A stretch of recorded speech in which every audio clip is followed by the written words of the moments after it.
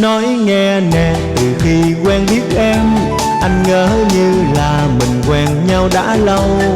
Nhớ nhung hoài nụ cười trên khóe môi, ngóng ngóng trong hoài một hình bóng dáng ai. Ôi trời trời trời, bộ anh giỡn với em hả?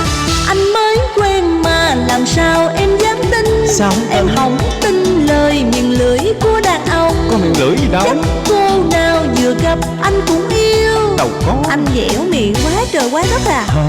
Vậy chứ anh cho em hỏi, tình yêu là gì nè? Tình yêu là thế đó, tình yêu là nhớ thương, tình yêu là dẫn dương, em chớ nên coi thường.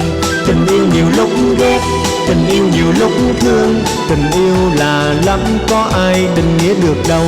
Tình yêu đừng cố kiếm, tình yêu đừng có tìm, tình yêu là duyên số do ông trời cho.